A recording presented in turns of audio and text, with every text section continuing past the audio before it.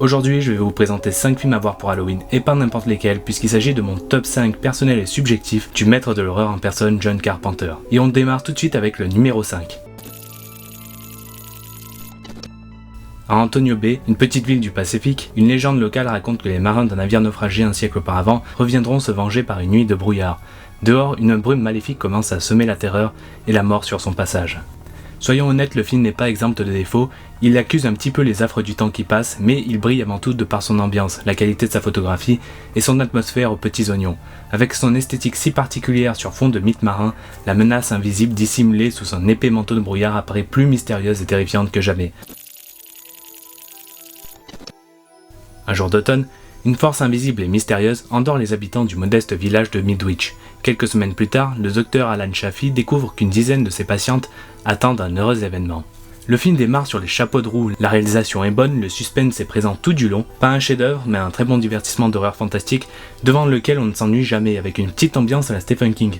Les amoureux du genre sauront apprécier. A noter que je n'ai pas vu l'original et que par conséquent je ne peux pas les comparer.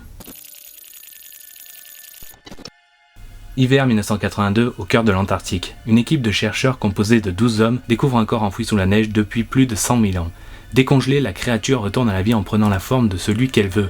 Dès lors, le soupçon s'installe entre les hommes de l'équipe. Où se cache la créature? Qui habite-t-elle? Un véritable combat s'engage.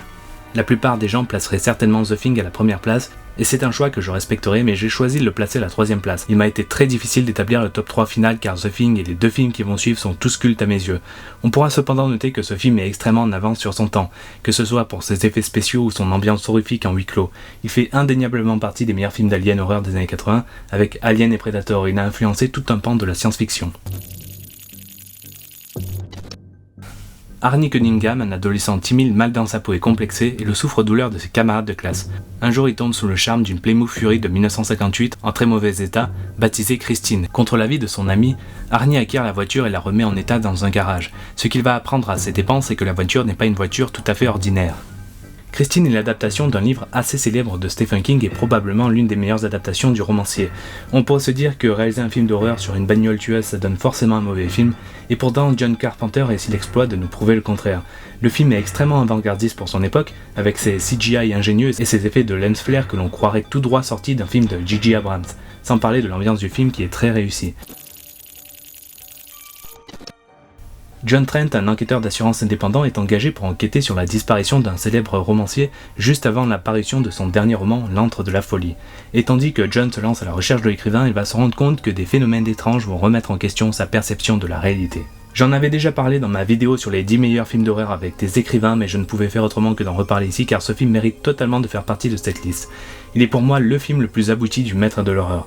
Tout y est, entre ses influences à la Stephen King, Lovecraft, son suspense maîtrisé et son climax dantesque, ce film est tout simplement un petit bijou du cinéma de genre fantastique, et pas seulement le meilleur film de Carpenter, mais l'un des meilleurs films fantastiques tout court. Vous remarquerez peut-être que je n'ai pas parlé d'Halloween, le film le plus culte de Carpenter après The Thing.